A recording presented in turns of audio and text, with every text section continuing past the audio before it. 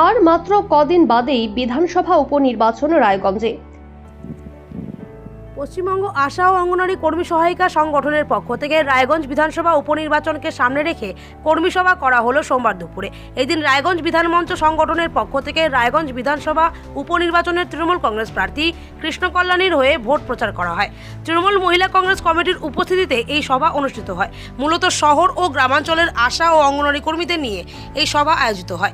মমতা বন্দ্যোপাধ্যায়ের আমলে যে সুযোগ সুবিধা অঙ্গনওয়াড়ি কর্মীরা পেয়েছেন তা বিগত কোনো সরকারের আমলে পাননি বলে জানিয়েছেন অঙ্গনওয়াড়ি কর্মীরা।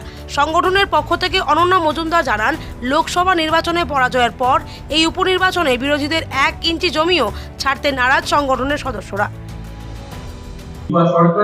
আমি অনন্যা মজুমদার, আমি রাজ্য সেক্রেটারি, পশ্চিমবঙ্গ আশা ও অঙ্গনওয়াড়ি কর্মী সহায়িকা অ্যাসোসিয়েশন। আগামী 10ই জুলাই নির্বাচন, আর সেই নির্বাচন উপলক্ষে আমাদের প্রার্থী সম্মানীয় কৃষ্ণ কল্যাণী মহাশয়ের জন্য নির্বাচনী সভা। বলছি যে সরকারিভাবে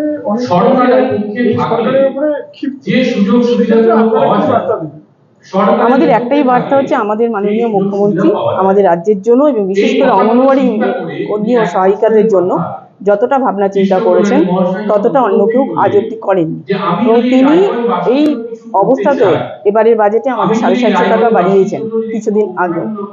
অতএব তার সঙ্গে আমরা ছিলাম, আমরা আছি এবং আমরা থাকবো। আমরা 100% নিশ্চিত।